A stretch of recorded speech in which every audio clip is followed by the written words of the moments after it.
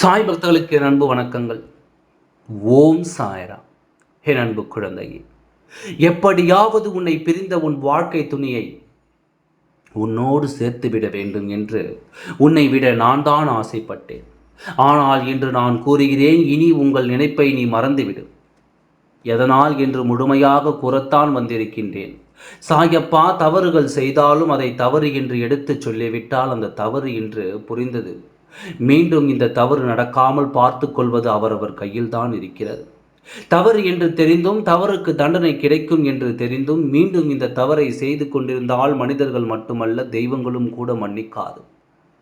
உன் மனதில் இருக்கும் அன்புக்கு எல்லை இல்லை, பாசத்திற்கு எல்லை இல்லை. உன் உயிரையே வைத்திருக்கிறாய். உன் வாழ்க்கை துணையின் மீது இன்று எனக்கு தெரியும், அந்த வாழ்க்கை துணை உன்னிடத்தில் இப்படி நடந்து கொள்கிறது என்ற வேதனை உனக்கு அதிகமாக விட்டது.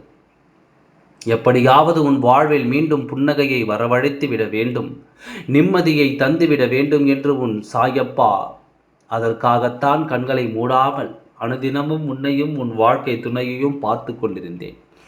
நான் இருந்தாலும் என்ன பயன்? இப்படி நடக்கும் என்று நான் கனவிலும் நினைத்து பார்க்க முடியவில்லை.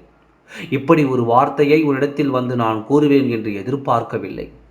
இந்த வார்த்தையை உன்னிடம் நான் கூறுகிறேன் என்றால் என் மனது எப்படி பாரமாக இருக்கும், என் வேதனைகள் எத்தனை அதிகமாக இருக்கும் என்பதனை புரிந்து கொள். உன் வாழ்க்கை துணையை நீ மறந்துவிடு என்று கூறத்தான் வந்தேன். நீ சுத்தமாக இருப்பது போல உன் வாழ்க்கை துணை அங்கு சுத்தமாக இல்லை. கரைகள் படிந்த கையோடு உன் வாழ்க்கை துணை நின்று கொண்டிருக்கின்றார். உங்கள் கரை படிந்த கைகளை உன் கைகளில் ஈடுபட்டு விடக்கூடாது என்பதில் நான் உறுதியாக இருக்கின்றேன். நீ என் மனம் மாறி சாயத்தால் ஒன்று சேர்ந்து விடுங்கள் என்று கூறினாலும் இப்போதைக்கு என் மனம் மாறாது. உன்னோடு நான் சேர்த்து வைக்க மாட்டேன். அந்த கரைகள் படிந்த கையை நான் வெறுக்கின்றேன்.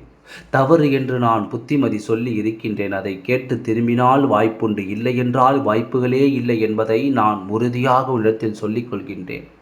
ஏனென்றால் கள்ளம் கவனம் இல்லாமல் என் குழந்தைக்கு இப்படிப்பட்ட வாழ்க்கையே தேவையில்லை.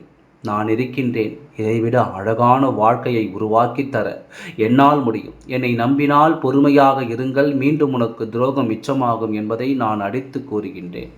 நான் சொல்கின்றேன், அழகான வாழ்க்கையை உனக்காக நான் தருகின்றேன்.